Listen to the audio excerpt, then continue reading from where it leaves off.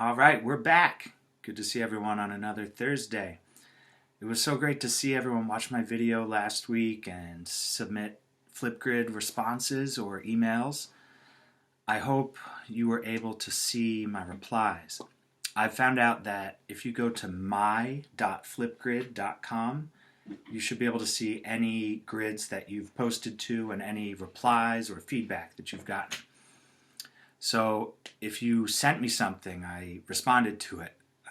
So check out my.flipgrid.com. Same thing, if you share this week, I would love to hear from you. Maybe singing this even, the song we're going to do today. And maybe if somebody could let me know if that works or if it doesn't, that would be helpful too. Okay. Today we are going to do a song called Bubbling and Splashing. I was inspired by walking out in my neighborhood. I don't know if you've been doing any nature walks, but there's a river that goes right by my house in a few different places. So I'll see if I can show that to you here. And this song I want to do because it's a canon, which means it's relatively simple, but we can make some complex harmony with it. And when I say we, I mean maybe you and a couple copies of me in the recording that I'm going to put at the end here.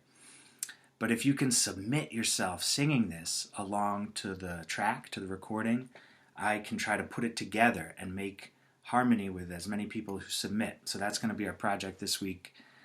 If you are up to it, to submit yourself singing this song, and I'm going to put it together so we can make harmony. So as you know, canons or rounds are one of my favorite things. And a canon is a song where you can start at different times. Everyone starts at the beginning of the song, but at different times. And so different sections of the song layer on top of each other to make harmony. You can actually, with the help of recording, you can sing a canon with yourself. So we can try to put that together with other people, or if you send it or work on it yourself, you can make a couple copies and stagger them and see if you can harmonize with yourself. Anyway, Bubbling and Splashing, take a look at it here. This song was apparently written by Henry Purcell in the 1600s, so like 350 years ago almost. He was a famous English composer. He actually wrote the main theme from The Young Person's Guide to the Orchestra, which you might remember from first grade, which Benjamin Britten used. Anyway, so a really cool old song, and we're going to talk about some of the figurative language in here. So I know, especially at Nut Swamp, we've been talking about that a lot, but I've been talking about it too in my classes at Navasink. So it starts off seeming like a simple song, bubbling and splashing and foaming and dashing. Right? It's about a river or a brook. But we'll see some deeper levels here. But let's see if we can sing it first. All right, so it starts on A. We're in the key of A here. And it descends. So we have 3 notes on A, and then 3 G sharps, then 3 F sharps. So we're just going down the scale. Can you repeat after me here? Do, ti, la, so.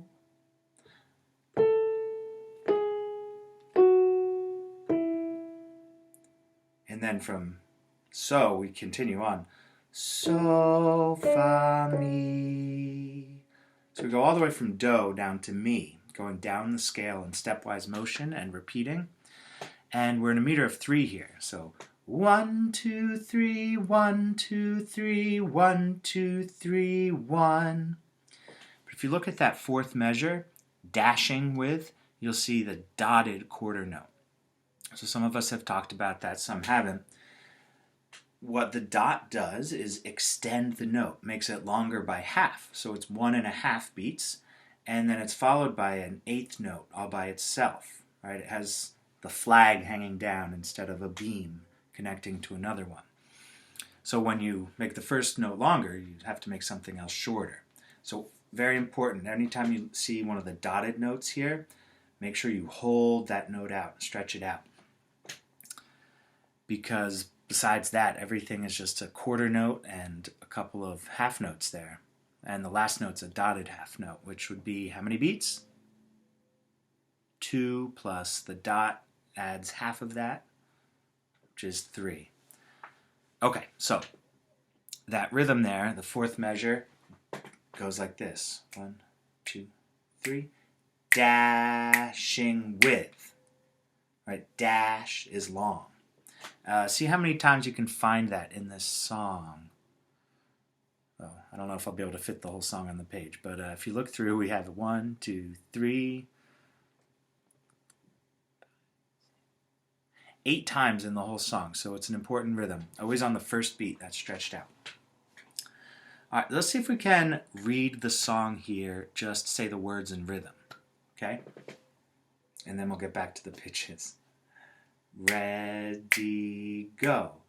Bubbling and splashing and foaming and dashing with noise and with bustle, the brook rushes by.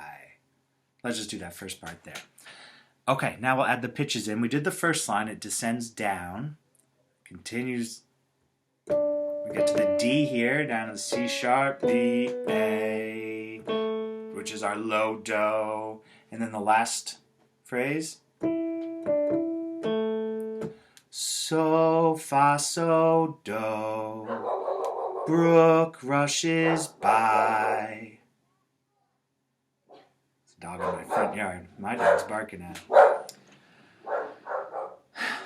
Wait a second.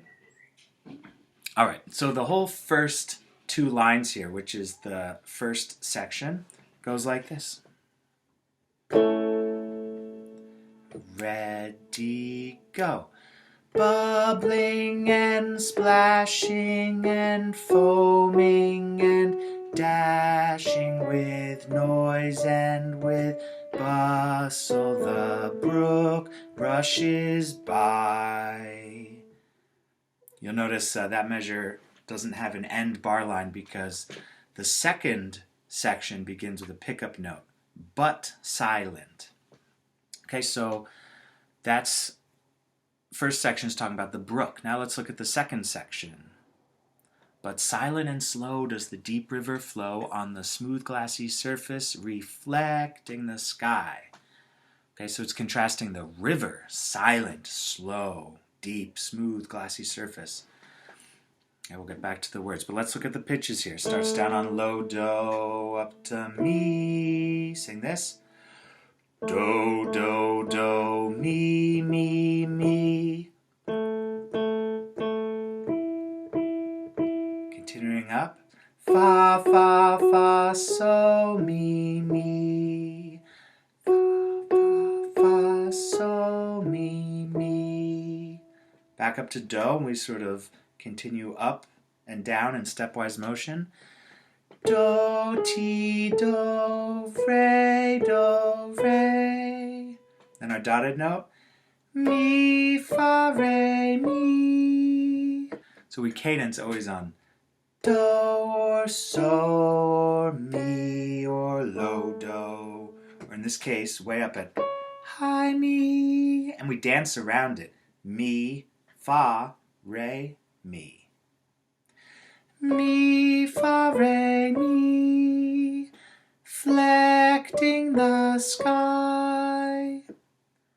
So in order to make harmony here, to make this work, we have to make sure that we're singing the right pitches. So look at the motion, and we have repeated notes, big leaps, and then the stepwise motion there in the second line that begins on smooth.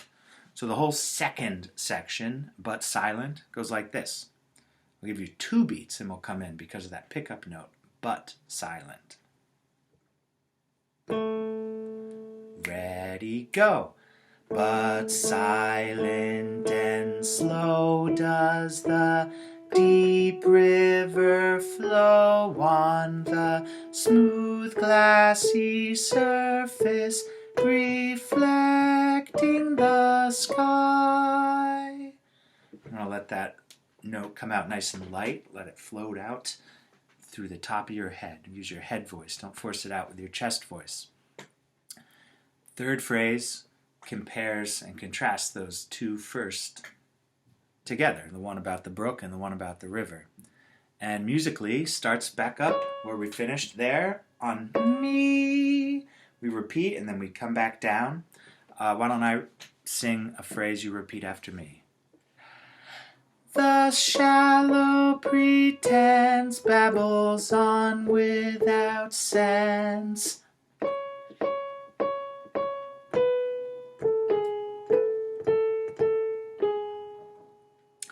While the knowledge and wisdom sit quietly by.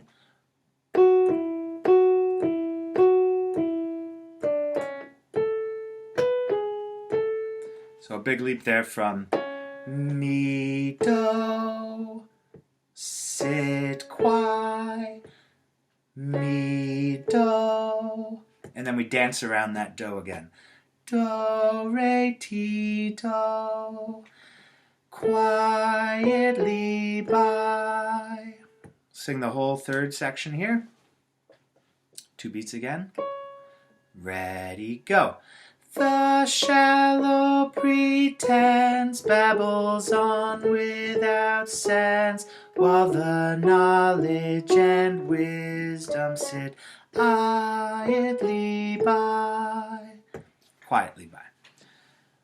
All right, let's see if we can sing the whole thing here, and then I'm going to attach to the end of this or a second video of the whole recording where you can hear the harmony locking together and you can join in on any of the parts. I'll also attach a version that doesn't have the singing in there so you can practice and you can sing along. Let's sing it through here and then we'll talk about the words a little bit.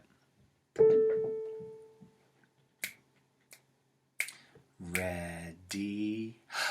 Bubbling and splashing and foaming and dashing with noise and with bustle, the brook rushes by.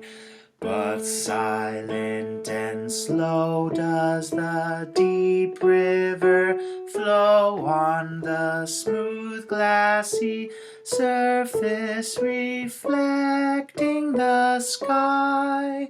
Thus shallow pretense babbles on without sense, while the knowledge and wisdom sit quietly by. I just find this to be a really beautiful melody and the words too. Okay, I hope you bore with me through that, and you can practice singing. It'll be best to sing with the track there than with what I just did. But let's have a discussion about the words. So first, figurative language, we have onomatopoeias here. I think, is the plural of that onomatopoeia? Or does it have an S? I don't know. Okay, so see if you can find some onomatopoeia in the song. I think it starts off with one. Bubble. Sounds like an onomatopoeia to me, right? A word that's, it says its sound, right? Bubble, and there's another similar one, babble. I think maybe even bustle, maybe. All right, and then we have, more importantly, we have some good symbolism and personification here.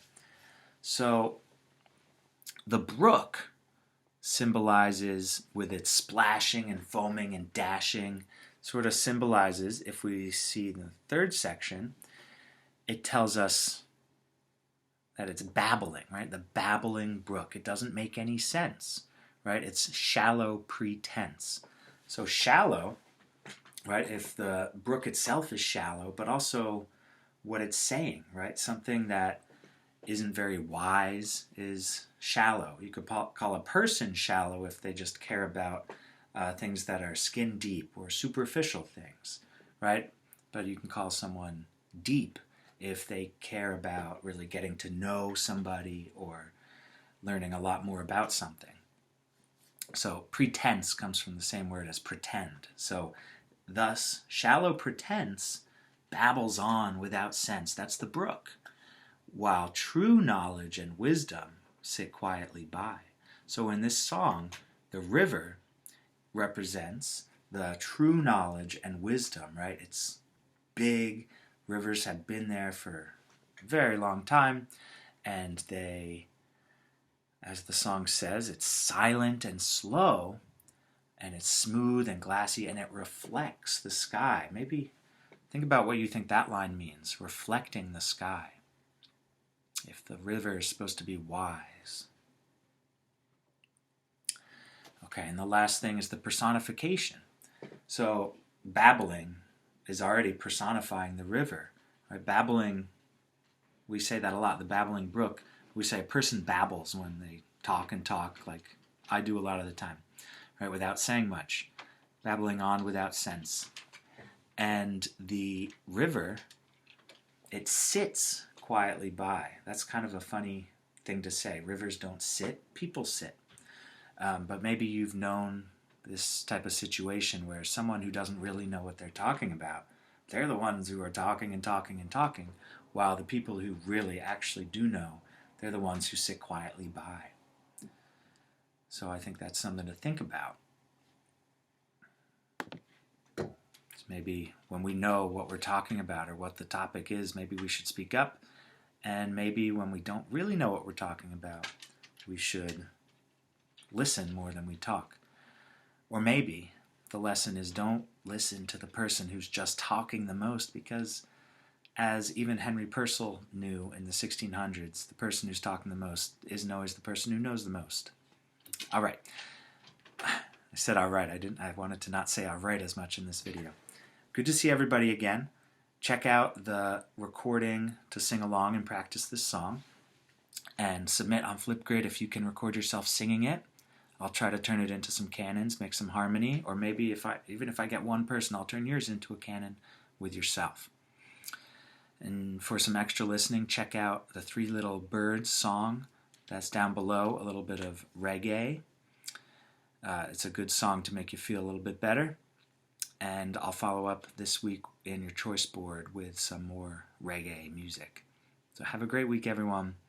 Thanks for sticking with me for another Thursday video here. See ya.